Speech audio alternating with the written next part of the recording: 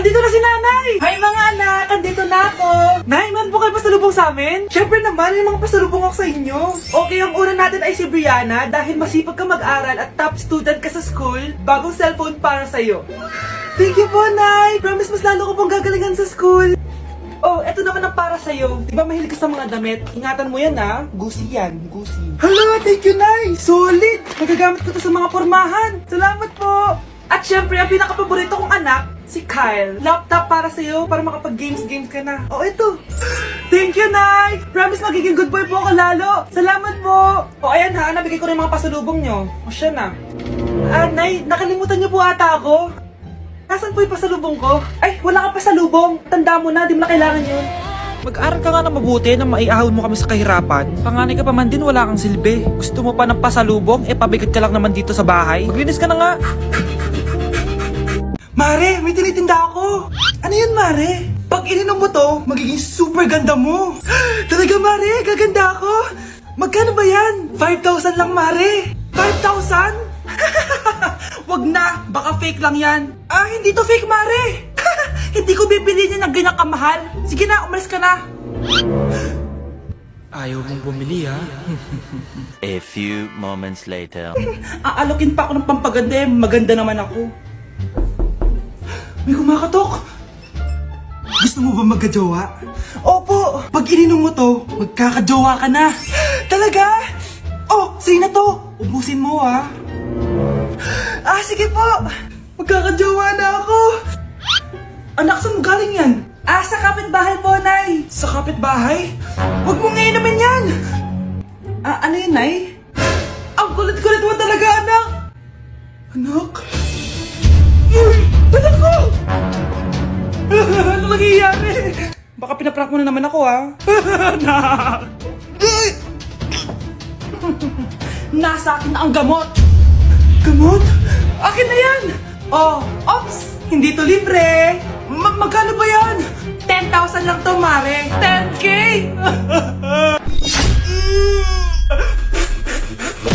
Sa teacher nating naging pangalawang nanay natin. Oh, Scarlett! Kanina ka pa tahimik. May problema ka ba? Ano po kasi, ma'am? Family problem lang po. Oh, kwento mo sa akin. Makikinig ako. Baka may matulong ako sa'yo. Nak, ang bababa ng mga scores mo sa akin. Nangangalib kang bumagsak. Ma'am, sorry po. Dami ko po kasing inisip na itong mga nakarang araw eh. Sige, pagbibigyan kita ngayon ha. Pero promise mo sa akin na babawi ka next quarter. Talaga, ma'am? Thank you, ma'am. Babawi ako, promise. Sa teacher nating hindi madamot sa grades. Okay, class. Pwede na kayo mag-lunch. Oh, hindi ka kakain? Wala po kasi akong baon, ma'am. Oh, eto. Kumain ka na, oh. Salamat po, ma'am. Magsabi ka lang sa akin, nak, ha? Hindi ka makakaisip ng maayos pag wala kang kain. Sa teacher nating nagbibigay ng pagkain. Sa lahat ng mga teacher sa mundo na nagturo sa amin kung paano lumaban sa buhay, Happy Teacher's Day! Si Crush ba yun? Magpapapansin nga ako. Ang init sa Pilipinas! Ang init, grabe! So hot in the Philippines! Ba't ayaw pa rin ako pansinin? Wait lang. Hello? Oo, si Vince to. Si Vince, oo, si Vince. Kung ikaw ay masaya, pumalakpak ka. Kung ikaw ay masaya, pumalakpak ka. Ba't ayaw ko pansinin? Ano ba yan?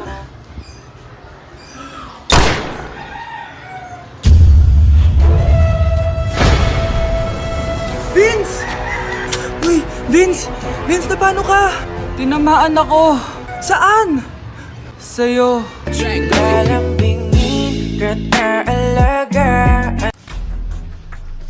Pre, handa ka na ba? Eto na ba yung bahay? Oo, tara na, magnakaw na tayo. Parang bahay to ng crush ko ah. Bilisan mo! Ito na, ito na! Eto na. Balita ko mayayaman yung mga nakatira dito. Yayaman na tayo! Bukas. Tara na! Haha! Mukhang mahal to ah. Yayaman na ako nito.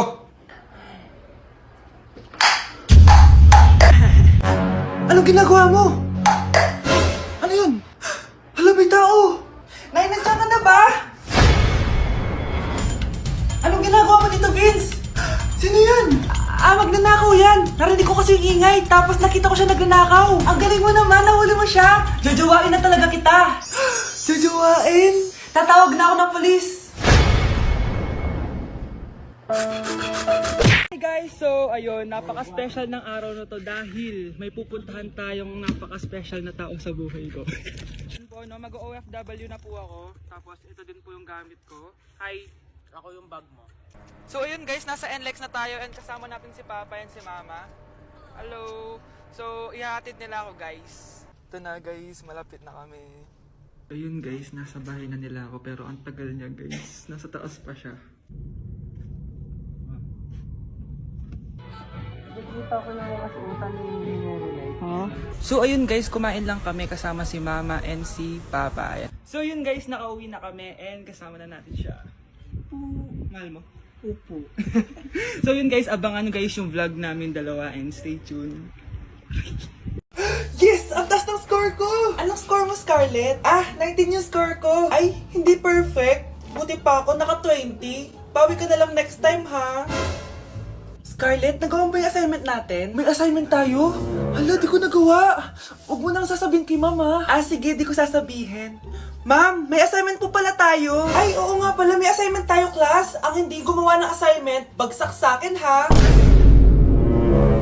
Bida-bida talaga tong si Samantha. Okay, class, sinong iboboto niyong president? I nominate Scarlett, ma'am. Ako? Di ako papayag. Dapat ako yung maging president. Go, Scarlett, kaya mo yan. I nominate myself because I believe na mas responsible ako. I believe na hindi ako nangungupit ng class funds. Iboto niyo ako dahil matataas ang mga scores ko. Iboto niyo ako dahil hindi ako nangungopya para lang tumaas ang score. Ako ba pinaparinggan mo? Mukhang may natamaan ata. Congrats, Scarlett! Deserve mo maging president! Gagawin ko yung best ko! Good morning, class! Hindi na papasok si Samantha. Ha? Ano nangyari? Ang balita ko, nag-drop na siya dahil sa sobrang pressure sa nanay niya. Palagi siya pinapagalitan kapag hindi perfect yung score niya. Nagalit din yung nanay niya nung hindi siya nanalo ng president. Kaya, na-depress talaga siya. Kawawa naman pala siya. Yun ba yung jowa mo? Opo, Nay. Buntis ba yun? Lo, hindi po, Nay. Taba lang yun. Ayoko pang magkaapo. Magkakapo na tayo! Hi, mahal! Hi, anak! Papa! Anak, akyat ka muna. May pag-uusapan lang kami ng tatay mo. Sige po, Nay. Mahal, akala ko bang ampon lang siya?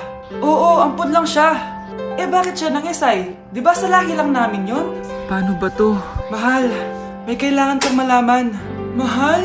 Kalahi mo talaga siya. Ha? Paano? Ano? Ba't di ka makasagot? Anak namin siya ng kapatid mo.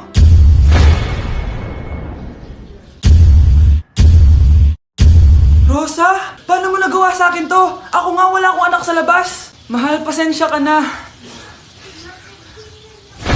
Mahal? Mahal! Mahal! Nay, nandito po yung boyfriend ko. Sige anak, papasukin mo. Sige po, Nay. Babe, balik ka na. Hello po, tita. Eto ba yung driver niya, anak? Boyfriend ko yan! Anong driver, Nay? Boyfriend mo to? Halika nga dito, anak! Ano ba yan, anak? Mag-boyfriend ka na nga lang, pangit pa! Nay, ano ka ba? Mayaman yan! Siguraduhin mo lang, ha? Ikaw pala yung boyfriend ng anak ko? Opo, tita. Malaki ba bahay mo? Wala po akong malaking bahay. Ganun ba? Ayaw kita sa anak ko. Nay, ano ba? Kasi sa mansion po ako nakatira. May kotse ka ba? Syempre po. Baka yung mura lang yan, ha? Lamborghini lang po. Oh, sabi ko sa inyo na mayaman yan eh. Meron po akong regalo sa inyo, tita. 1,000,000 po para sa inyo. 1,000,000? Anak, ano bang hinihintay mo? Magpakasal na kayo. Sige, Nay. Gusto ko next week may apo na ako, ha?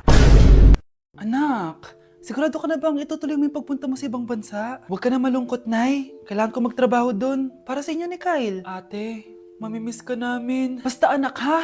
Palagi kang mag-iingat doon. Kapag inaabuso ka nila, tawagan mo lang ako. Ano ka ba, Nay? Think positive lang tayo, ha? Sige na, baka malate pa ako sa flight ko. Bye-bye na, mamimiss ko kayo. Bye, anak. Nay, tumatawag si ate. Talaga? Hello, anak. Kamusta ka na? Nay, nakuha ko na sweldo ko. Nagpadala pala ako sa inyo, ha? Kumain kayo sa labas. Salamat sa binigay mo, anak, ha? Okay ka lang ba? Kapag may problema ka, tumawag ka lang ha. Opo, Nay. Mababait yung mga amo ko. Huwag kang mag-alala. Nay, may pinadala si ate oh. Nakamaleta pa. Surprise, Nay! Mga damit at sapatos yan para sa inyo. Siyempre, may chocolate din. Naku anak, nag-abala ka pa. Pero salamat ha. Sana inipon mo na lang yung pinanggas mo dito. Okay lang, Nay. Tinaasan nga nila yung sweldo ko kasi magaling daw ako maglinis ng bahay. Sige anak, galingan mo palalo ha. Wow, ang daming laman! Bakit di sumasagot si Scarlett? Baka busy. Anak, tumawag na ba ate mo? Ilang araw na siyang di tumatawag ah. Nay, may tumatawag. Ay, salamat sa Diyos, tumawag na. Hello anak. Nay, may pinadala ulit sa ate. Ang bigat. Ano? Anong nawawala? Ano kaya naman nito? Hello?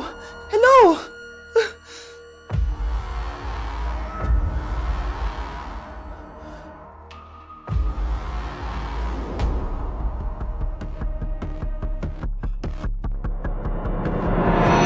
Anak, huwag ka muna lalabas! Ha? Bakit po, Nay? Yung kapitbahay natin, nangunguha daw ng bata! Sige po, Nay. Naku, anak, nakakatakot na. A few moments later. Gutom na ako. Nay, may pagkain ba dito? Ano ba yan? Nasa si Nanay? Pagkain ba dito? Walang laman. Nay! Nay! Sinong hinahanap mo? Wow, sarap! Gusto mo na ito? Gutom na ako. Tara sa bahay, madaming ganito. 1 hour later. Anak, ito na pagkain mo. Anak! Anak! Nasaan na ba yun? Anak! Anak! Anak! Anak! Nasaan na yung anak ko? Anak! Saan mo dinala anak ko? Nay, tulungan niyo ako, Nay! Anak! Huwag mo siya sasaktan! Sa isang kondisyon. Ano kailangan mo? Bayaran mo muna sa akin yung utang mong 50k. 50k? Wag na pala! Sa'yo na yung anak ko! Tulog at kain lang naman ginawa niya dito. Oh, eto na mga gamit niya. Trigger warning, kung takot kayo sa tahi, huwag niyong papanoorin to. So may nag-comment, bago ko sagutin yan, gusto ko lang sabihin na Happy New Year everyone! Tapos na yung 2024. So, answering the question, ano po yung nasa labi niyo? Tinahi po yung labi ko. Ang ginawa pong surgery sa akin is lip reduction surgery. So, pang 5 araw na to guys, and as you can see, hindi ko na ilalapit kasi baka matakot talaga kayo. Bakit ako nagpa-lip reduction surgery? First of all, siguro lahat naman tayo may insecurity. And kung di nyo napapansin, malaki talaga naturally yung labi ko. Mas malaki yung sa taas compare sa baba. So hindi siya proportion. Actually, dapat hindi ko na siya itutuloy. Pero may isang bagay kung bakit ko siya tinuloy. And yung number 2 reason ko is palagi ko siyang nakakagat whenever na kumakain ako. So dahil nga malaki yung labi ko, marami laman sa loob. So kapag ngumunguya ako, nakakain ko siya. Ang tendency, hindi nawawala yung singaw ko. And lumalaki yung singaw ko kasi palagi ko siyang nakakagat. Imagine, hindi lang isa, hindi lang dalawa ko siya beses nakakagat, kundi siguro mga 5. Ganun kalala. So, dugong-dugo talaga. Kaya tinuloy ko na rin siya para finally mabawasan na yung laman niya sa loob at sana hindi ko na siya makagat in the future. Pero syempre, para mas maging confident na rin ako sa mga pictures. Kung nagtataka kayo kung bakit after Pasko or December 26 ako nagpa-surgery, is yun yung earliest na appointment na pwede yung doctor ko. And yun na yung ginrab ko since kailangan kong gumaling before ako bumalik sa school. Kasi di naman ako pwedeng bumalik sa school na nang ganito yung sitwasyon ng bibig ko. Paano ako magre-report, diba? Ito na ata yung sinasabi nilang New Year, New Me. So yun lang naman guys. Again, Happy New Year. Wishing you all the best in 2025. Babalik na ako sa content ko. Promise, pag gumaling na talaga to. Bye-bye. Nay, kasama ko po yung crush ko. Hello po, tita. Saktong-sakto, nagluto ako ng masarap na pagkain. Talaga po, Nay. Halika kayo dito, kumain muna kayo. Sige po, tita. Oh, ito, masarap yan. Ako nagluto niyan. Mapapadami na lang po kain ko nito, Nay. Ang sarap nga po, tita. Di ba, Vic? Tita, nabubulunan po anak nyo. Anak!